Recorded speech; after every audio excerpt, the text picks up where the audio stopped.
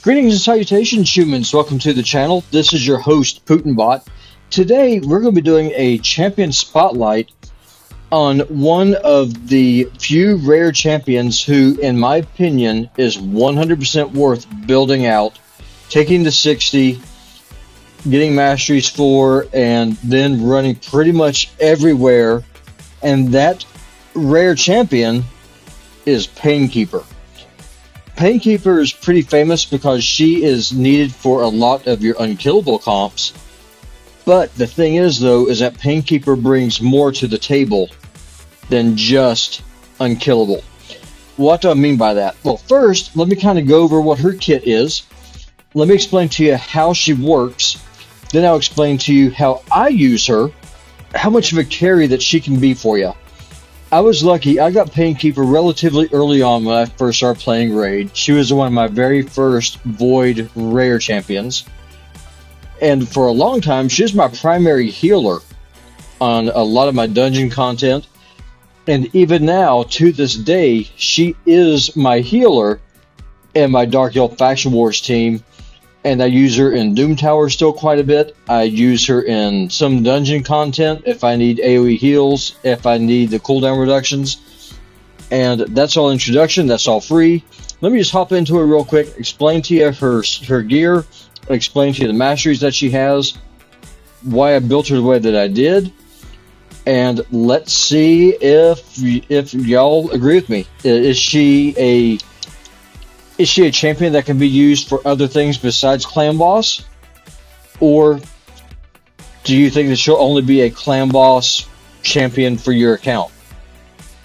Well, let's get into it and let's look and see, shall we? So first, let me kind of go over her kit. Her A1 is a 2-hitter, and it fills her turn meter by 10%. So that's really nice. Anytime you get a turn meter boost on an A1 is always a win. Her A2 gets overlooked a lot, and it's a real shame because it's really nice. So it's an AoE attack, attacks all enemies, then heals all allies by 15% of this champion's max HP. Whenever you're looking for a healer, that's the phrase that you want to see. Heals by this champion's max HP. A lot of your healers, especially rares and epics, they heal based off of the target's max HP.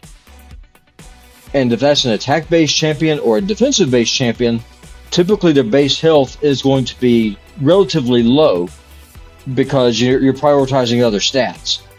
Anytime that you're able to heal off of this champion's HP, you're going to get a higher return on value because the more health that this champion has, the bigger the heal is going to be.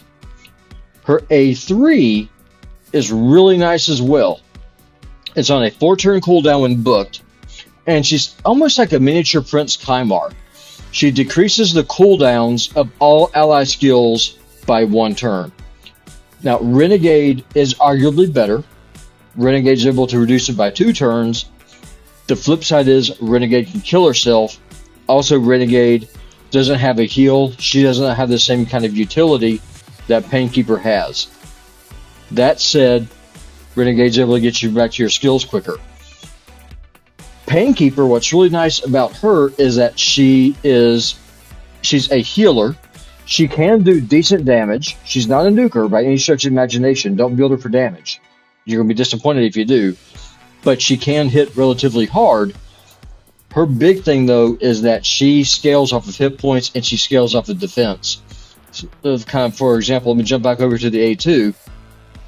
Or her A1, rather. I apologize.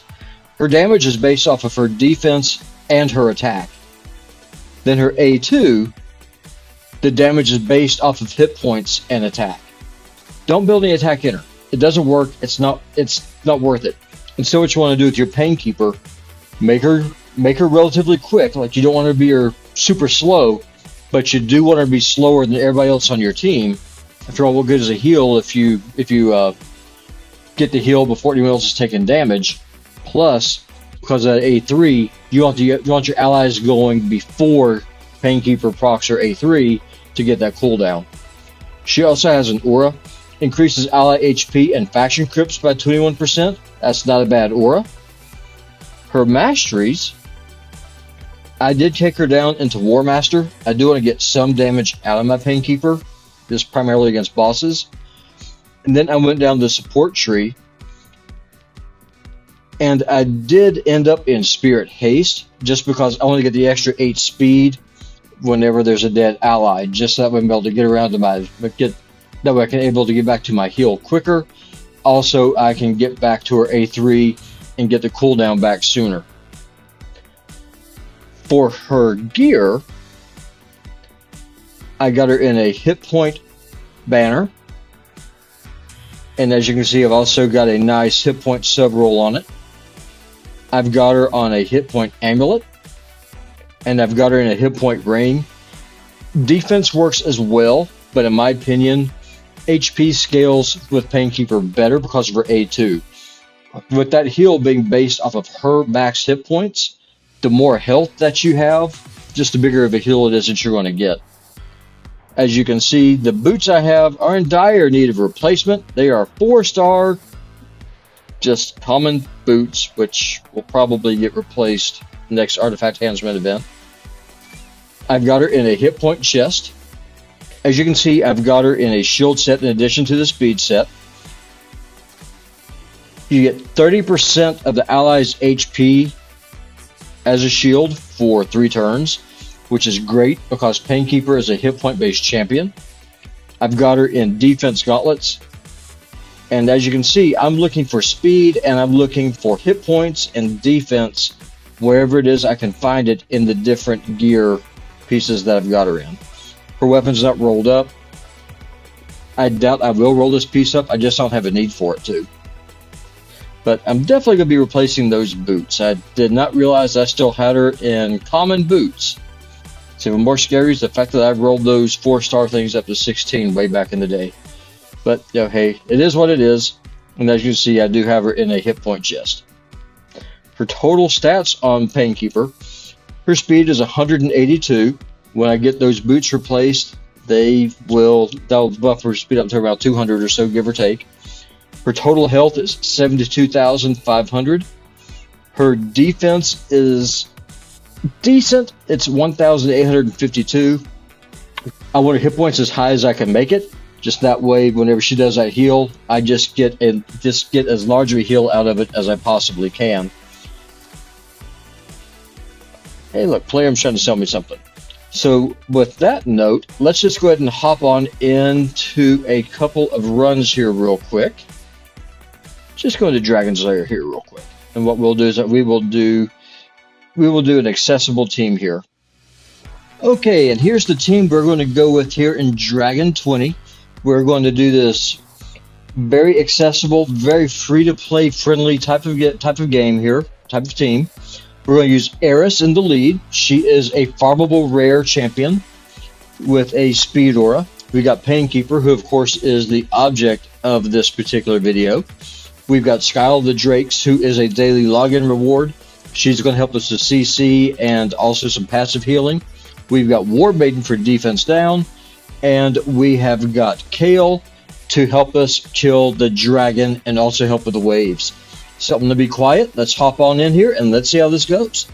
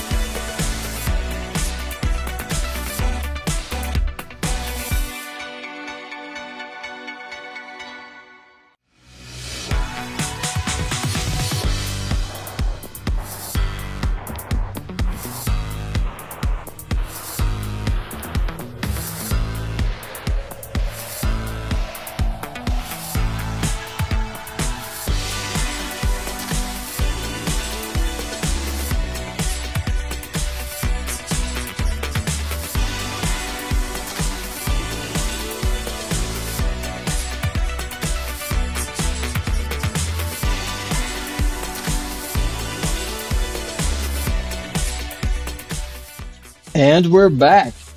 And so let's take a look here and see what we got. That is garbage. Let's go ahead and sell it. And so let's kind of take a look. Let's take a look at the damage here. Eris came in at 958,000 damage. Skyle came in at 440. Now here's what's going to be interesting. So Skyle with her passive came in with 744,000 in heals, and Painkeeper came in at 416,000. And Painkeeper actually did more damage than what Skyle did, coming at 471,000. And y'all could see every time she was doing that A2, she was healing the team for just under 16,000 hit points every time she did that heal. And that's on the area of effect, which is really nice. And y'all are also able to go in, y'all are able to see how Painkeeper was reducing the cooldowns, helping us get our stuns back, helping Kale get back to his nuke, helping Warp Maiden get back to her defense down quicker. And then Kale, it's not a surprise, he comes in at just under 1.5 million damage at 1,477,000. So it's not a surprise at all. Let's go ahead and take a look here at some other dungeons here. And so now what we're going to do is we're going to jump into Ice Golem 20 real quick. Let's rebuild the team here just a smidgen, shall we? Let's go in. Let's try this. So what we're going to do is that we're going to use Blind Seer in the lead for her defense aura. We are going to use Tayrell for the defense down. We are going to use Painkeeper for AoE heals and also cooldown reduction. We're going to use Dark Elaine for DPS, and we're going to use Elaine for DPS as well. Let's take a look and see how this run goes.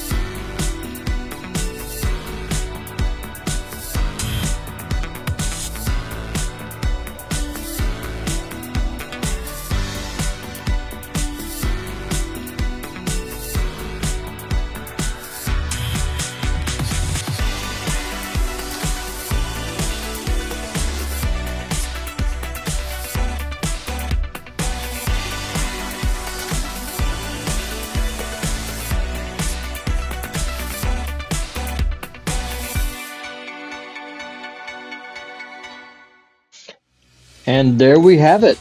Y'all are able to see with a team that's pretty doggone squishy. We ran this with 2 rares, one being Painkeeper, one being Elaine, the other one being Dark Elaine. Y'all saw Dark Elaine actually killed herself on the second wave because of the Terror Beast with their reflect damage. But that's okay, because Blind Seer was there to pick her back up. And then you got to see Tayrell. He was there with the defense down. Now, one thing also to kind of point out, Tayrell has a little bit of a lot of people don't like Tayrell so much anymore because his defense down is on a 4-turn cooldown. Painkeeper helps fix that problem. With her A3, she's able to get that reduction going through. She's able to cycle them through. You're able to get that defense down back up more often. Plus, it allows Tayrell to come in with his A3 with that turn meter decrease and also that stun. Let's take a look here at the overall damage. So Elaine comes in at 1.6 million. Dark Elaine, not a surprise, comes in at 1.8 million. Painkeeper comes in with 421,000 in healing. And she was really the only healing that we had on this team. Tayrell's in lifesteal. And Dark Elaine and Elaine are both in broken sets. Let's take a look here at this. If 5-star, crit rate, crit damage. Nah, no speed on it. The stats are kind of low. Well, I guess what we'll do is that we're going to end the video here, y'all. If you have Painkeeper, congratulations. I know that a lot of the big boys, they only talk about Painkeeper in terms of her viability for an unkillable comp. Well, yeah, that's great. It's a fantastic that she's able to make that happen with her kit. Don't think that's the only thing that she's good for. If you are a early to mid game player, and if you have a Painkeeper, and if she's in your vault, pull her out. I can promise you, she will do a good job for you for healing. She will hard carry you in faction wars. She is a really top-notch AoE healer. Just build her with good speed, and I mean you can see it for yourself right here on my account. Get her with decent defense, a lot of hit points, and you could just crawl on her back and she will carry you. She is a fantastic AoE healer. The fact that she's void means that she can play anywhere. She has no weak affinity matchups. And I mean, you can run her really anywhere. I've ran her in Spider, I've ran her in Fire Knight, I run her in Doom Tower, and I just ran her in 2 different dungeons here with two teams with a lot of squishy people. The team I ran her through in Dragon is 100% free to play friendly. You have Kale, who's a starting champion. You have Eris, you have War Maiden. They're both farmable, and Skyle of the Drakes is a daily login reward. Well, I hope that y'all have a great day, and if y'all enjoyed this content, if you would throw me a thumbs up and a subscribe if you haven't already, I appreciate it. With a small channel like this, every little bit helps. And this is PutinBot. I'll talk to y'all later. I hope you have a good one.